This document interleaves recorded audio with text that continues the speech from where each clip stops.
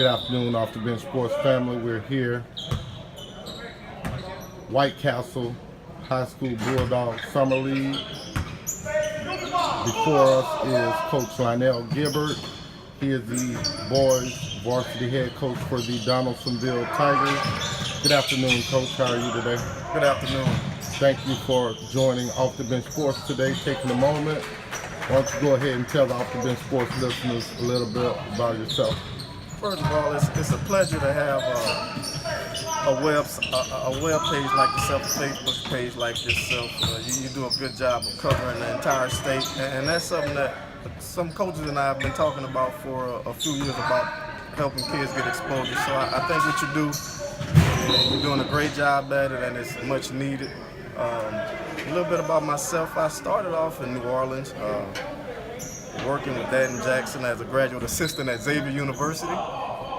From there, I went to Baton Rouge to Christian Life with Coach Ty Foster. I took my first head coaching job at Livonia and the Livonia Wildcats. I spent a couple seasons there, and then I went out to Little Rock, Arkansas, and I was at Episcopal Collegiate School out in Little Rock for 7 years. And then I transitioned back here to Louisiana, and now I'm at Donaldsonville High School. I've been there for the past 4 seasons, and it's been quite a pleasure. You know, I'm from the community. I'm from Clackamas in the White Castle area. Grew up playing bitty ball in Donaldsonville, so kind of familiar with the demographics of the area, the culture. So I immediately connected with those guys, and it's been, you know, it's been a good challenge ever since. Right. First off, thank you for the compliment. Off the Bench Sports works very diligently in trying to give exposure to our athletes here in the state of Louisiana. It's great to be appreciated. In your 4 years at Donaldsonville, you guys started young program. You started off with a few really good athletes on your sideline, on your bench. Yes, sir. Yes, sir. How is that being able to coach? I don't think I asked coaches this enough. How is it being able to coach an elite player? Oh, it makes the game easy. If they buy in. As long as the kid buy in, it makes the game easy. I had, when I first got there, I had Jeremy Jones and Braxton Bernard. I thought they were two of the better guards that I've coached in my career, besides Josh White. But Jeremy went down the first tournament of the season, actually here in White Castle in the Thanksgiving class, the Bulldog class. So that left us with Braxton, and it was fun to coach him because all we did was find different ways. We found his strengths on the floor and where he was capable of scoring from, and we just did things to get him the ball in those spots. So it was fun. It was a pleasure. As long as those kids are buying in, and as long as they're being leaders in the locker room, it's always a joy.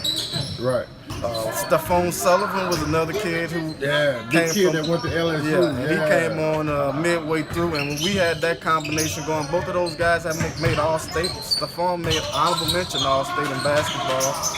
He had a career high of about 23 points. I was just talking to Coach about that a couple days ago. And Braxton had a 50-point game that season, so it was fun. Right. It was fun, high-tempo basketball. Guys really got after it. I'm gonna tell you, I think I got a special player here, and Lil Johnson. His nickname is they call him Lil Red. I think I'm gonna change that to Mighty Mouse. He's coming into the 9th grade coach. If he stays coachable and he keep working hard, coach, he's gonna be the next guy in line. He definitely. I've gotten the pleasure to see you guys play several times this summer. He definitely is a kid that gets after it on the court. He leaves it all on the floor. He's definitely an example for his teammates to watch. Yes, sir. So yes, sir. Let's go forward. How was last season for the Donaldsonville Tigers? Last season, I was actually thinking about this on my ride to Donaldsonville. I live in Addis. Coach, we were a rebound, a free throw away from the top 28. I don't take nothing away from any team, but we had Sophie B. Wright at our place, second round. gym is packed to capacity, over capacity. We were down 11 in the late third, early fourth quarter. We make a run. We make like a 14-0 run. We go up by 4 points with about a minute and some change, and it came down to the fouling game, making free throws, get a rebound, and they end up putting it in overtime because we missed the front end, 2 front ends of 1-and-1s, and they scored. But and I was just thinking, it was like I really commend my kids after that game because we could have shut it down early. We started off 3-9. Right. You know, and kids, they were buying in, but it was a slow process because we had lost Jacoby Simon, Aaron Jr., Jacoby Smith. We lost a good core senior group, and those guys had to come in and get their feet wet. Right. So it took us a while. When we got in the district, I just told them, just hold your head, just trust the process. We get in district, things are going to turn around. And it did. We came in second place. We had an opportunity. We played a good De La Salle team first. I mean, it felt like we were playing the Golden State Warriors, coach, because they hit about 17 threes the first time we played them. And they beat us, but it was like a 4 or 5 point game. Right. So they ended up winning the district, but I really commend my guys on last season because they fought through a lot. And I thought we deserved. I just knew if we got past that Sofa Be Right team, that we would have been in the top 28, and it would have been probably the worst record in the history of Louisiana basketball, going to the top 28. But I felt like we had our shot. So I was real proud of those guys and them laying it on the line and not shutting it down because, like I said, we had some games where guys could have, you start off 3-9, usually you see a team start going backwards. But we kept getting better and better and better in little bitty areas, started doing the small things right, and we found our identity and we rolled with it. So now we're trying to build off of that.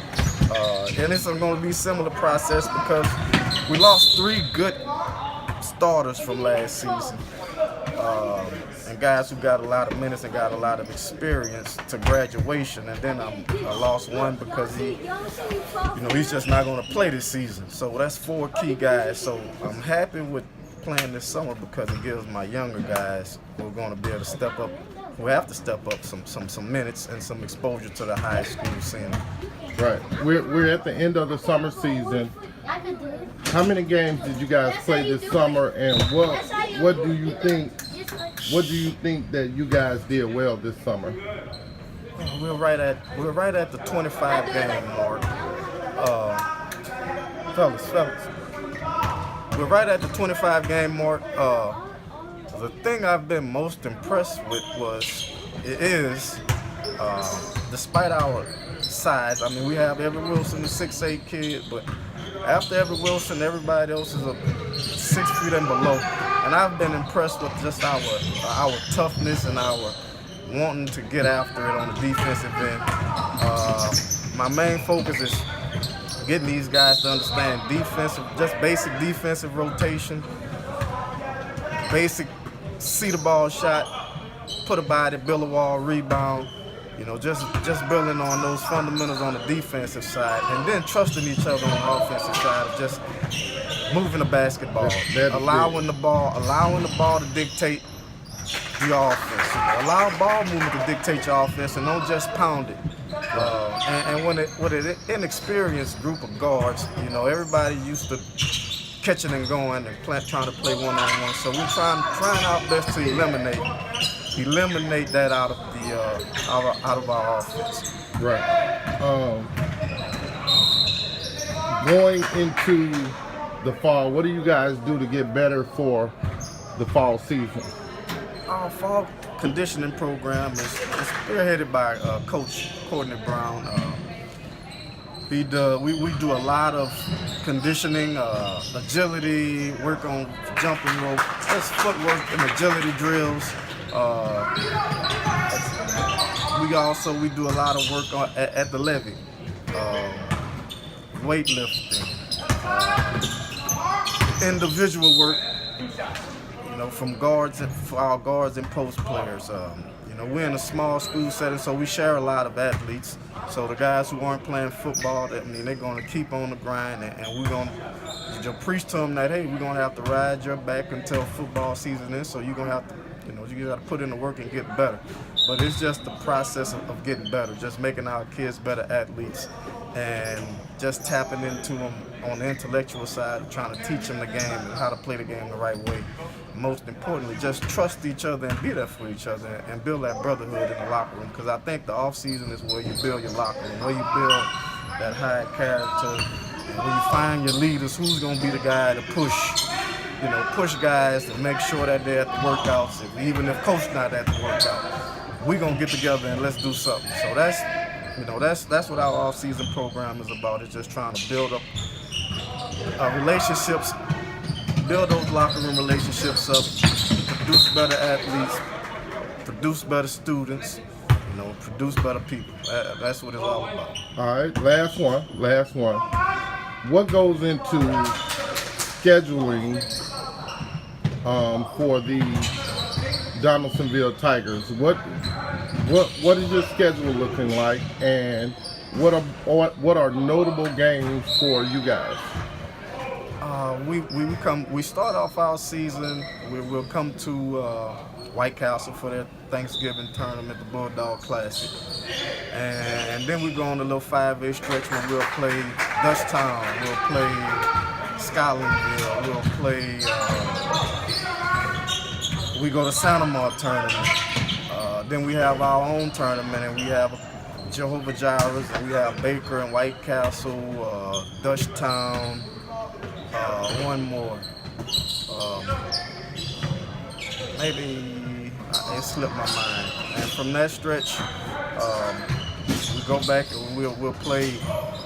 We're playing St. James tournament, and from St. James tournament we'll go to the Plaquemine, and that stretch there should prepare us for district. But in the past, I like to kind of play our local 5A schools, see how we measure up, get the kids who don't have a lot of experience on the varsity level, put them in that fire and let them grow.